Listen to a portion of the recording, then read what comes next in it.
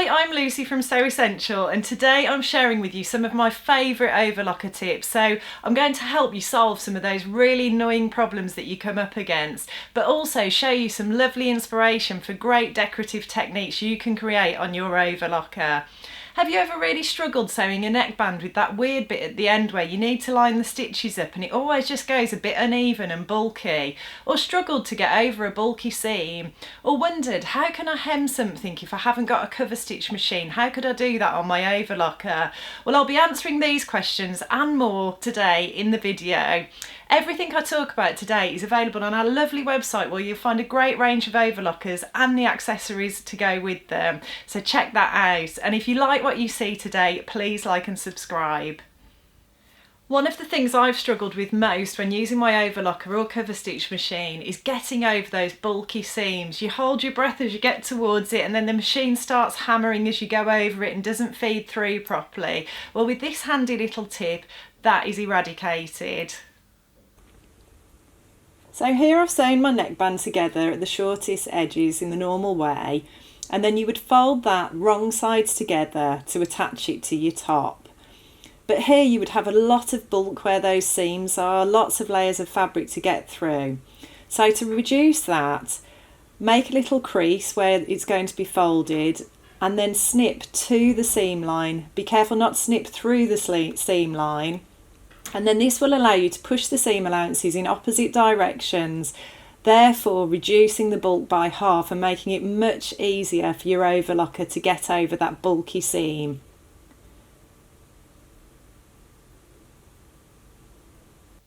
So you finally got the technique right for adding a neckband to a t-shirt in jersey fabric. You know just how much to stretch it and how to pin it in place. But what about that annoying bit at the end where you have to line the stitches up and it just never quite goes right and you always end up with a little bit of bulk and a bit of an unevenness on that section? Well, let me show you how you can prevent that from ever happening again.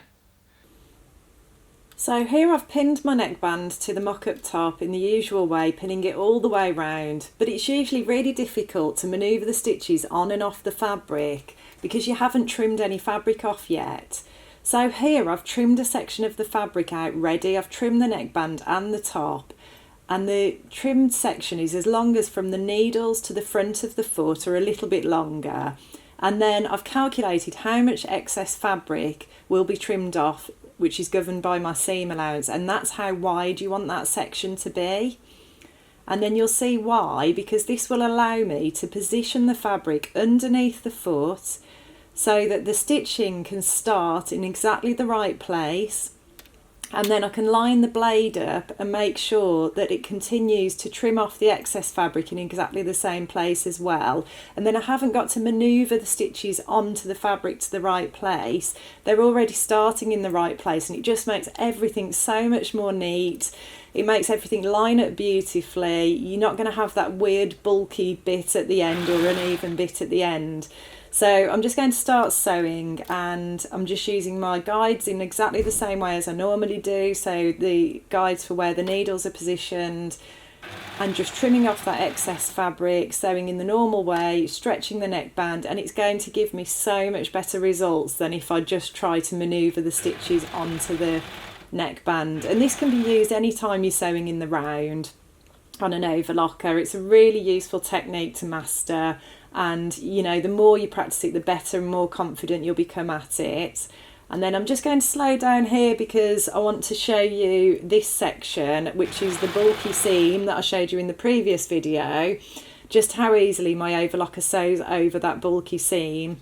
I know it would struggle to get through that normally, but because I've split those seam allowances, how I showed you in the previous video, it makes it so much easier for the overlocker to get over it, and it's not hammering. I'm not ending up with that issue there.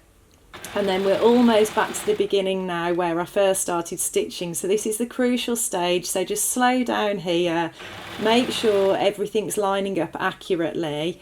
You want to make sure that the stitches are going to line up with where you initially started them, and then also that the blade's going to line up and just trim off the excess fabric to join up with that original trim section. So we're just going to carry on stitching, line everything up. Now it's up to you how much you overlap by. I like to overlap by a good few stitches. I just like to make sure everything's nice and secure. And then I find that if I run the chain of stitches off almost at a right angle by manoeuvring the fabric round, this allows me better control of that excess chain of stitches. And then I just use a tapestry needle to thread those through the stitches that are on the neckband, just to tidy things up and just trim any excess off. But you can see everything's nice and even there. There isn't a big lump where I've tried to manoeuvre it on and off, and it just gives you really neat professional results. If you're anything like me, you love a pretty gather or a pretty ruffle, and it's great that they've been so popular in recent years, but sewing the gathering stitches can be a bit time consuming, a bit fiddly and annoying. Well, now I'm going to show you a technique where you can sew them in mere minutes on your overlocker. It's going to be the easiest technique you've ever used for sewing gathers. So I've got my overlocker set up for a standard 4-thread overlock stitch, and I'm going to knock the differential feed up 2, and I'm going to increase the stitch length to the maximum, which is 4 on my machine. And then you literally just start stitching, and it's as simple as that. You're going to create lovely gathers on this fabric. Now the gathers are fairly subtle here, so if you want to exaggerate those or manipulate them in any way, just pull the middle thread gently, and that will allow you to increase the effect and exaggerate the effect. It is more effective on woven fabrics, but you can do it on jersey fabrics very successfully as well. And if you use this method of pulling that thread to exaggerate and manipulate the gathers, oh my goodness, how easy is that? So much easier than sewing rows of stitches. A rolled hem is a beautiful decorative finish, often used on particularly delicate fabrics, but it can be very time consuming to sew by hand, or very fiddly and difficult to sew on a sewing machine. Well, now I'm going to show you how you can create it using your overlocker quicker than you've ever done it before and get that beautiful finish. So we're going to use 3 threads to create this beautiful rolled hem effect. I'm using 1 needle. I've chosen the stitch width and chosen the rolled hem option on my machine. I've selected D on the stitch selector and then threaded the loopers. Now your machine might not have some of these features, so you'll need to refer to the manual. You might need to remove the left or the right needle, and you might need to just work with a narrow stitch and possibly adjust the looper tensions as well. So check your manual and practice on scraps of fabric first. But once you've got it right, look how easily you can create that beautiful rolled hem effect. I've used standard threads this time, but you can use decorative threads like woolly nylon, which we sell on our website, for thicker and more decorative stitches. And if you run off a chain of stitches, you've even got little belt loops here that you could use as well. Ever heard of a lettuce edge hem? No? Well, it gets its name because it replicates that lovely frilly edge of a lettuce leaf, and you can create this on your overlocker so easily. I've seen this technique used on so many garments in the high street this year. It's lovely used on a turtleneck, perhaps with a double layer for extra frilliness, and also a lovely way to finish those sleeve edges as well. So let me show you how you can create that feature quickly and easily on your overlocker. So here's a lovely lettuce edge that I've prepared on some stretch fabric earlier. It's just using the same setup as the 3-thread rolled hem, but you need to knock your differential feed down so that it stretches the fabric as it sews through the overlocker. So we'll just get that started off. It's a little bit difficult sometimes getting started because the stitches are so short and dense. But if you just sew through there in the normal way, I've used a contrasting thread so you can see the effect, but if you were doing it on a garment, I would use a matching thread. And as I say, I've seen this effect on so many garments on the high street this year. It just looks really pretty. It's a lovely feminine effect to use. So just run the fabric through in the normal way there, and you can see it's very gently fluted. Now if I stretch the fabric, that just exaggerates things and creates this beautiful, pretty, feminine lettuce edge.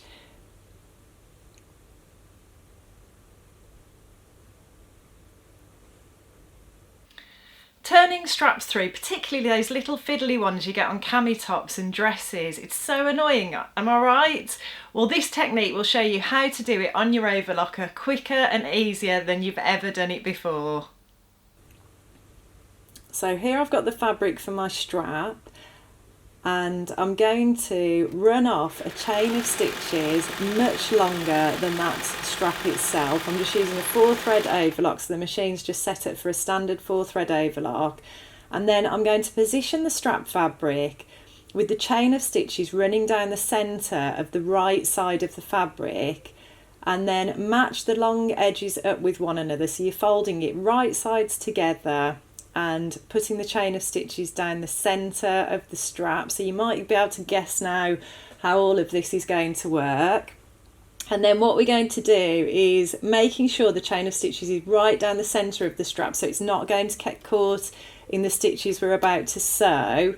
We're going to position the fabric under the foot and then start to sew the fabric together, right sides together.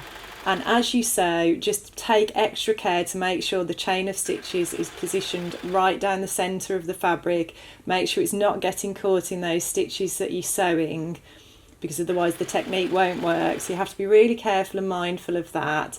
But again, it's another one of these techniques, once you've done it a few times, you know, you'll be whizzing these up in no time, and it's so much easier when you're trying to create those fiddly rollo straps and those sorts of things for some of the garments that you make. And it gives you a lovely neat finish as well, and it's just nice to see there's so many different uses for your overlocker other than finishing seams.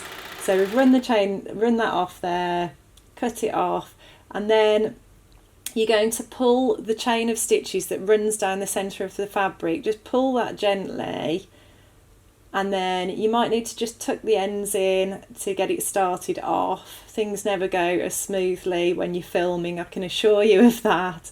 But yeah, just gently pull and tuck in the end, and then you'll see that the strap starts to turn itself through. You have to be careful not to break that chain of stitches as you're pulling on it. Be gentle, but you can just pull it through, and your strap is turned through and sewn together all in one.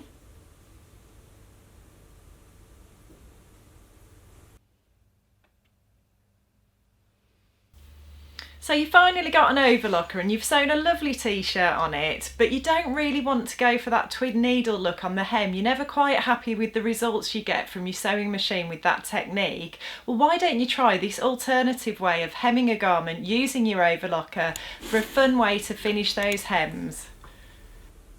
So I've pressed my hem up on the fabric, and then I've turned the lock on my overlocker to make sure the blade's not working. And I'm going to fold the hem back on itself and work from the wrong side of the fabric, lining the edge of the hem up with the fold of the fabric.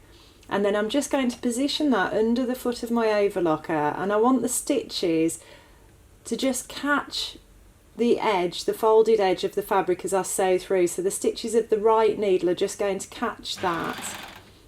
And I'm going to feed the fabric through. I'm using a woven fabric, but really I think this technique would be nicer on a jersey fabric if you haven't got a cover stitch machine. You can do a blind hem on an overlocker as well, but I just wanted to show you this fun little technique. So you've got a nice row of stitches on the inside, and then on the outside you've got this fun little band which I think would look great on a t-shirt, and it's just a really quick and easy way to get a nice neat finish on those hems.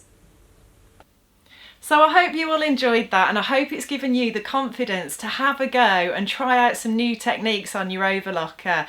They can do so much more than just finish seams, and you can have so much fun with them. All of the clips today were filmed using my Babylock Desire 3 cover lock machine, which is a combined overlocker and cover stitch machine. You can find it on our website, and I'll pop the link below, but we also stock all the other big brands as well, and we stock all the accessories to go with them, so do jump on and have a look at those. And if you like what you see today, please like and subscribe, and I'll look forward to seeing you again.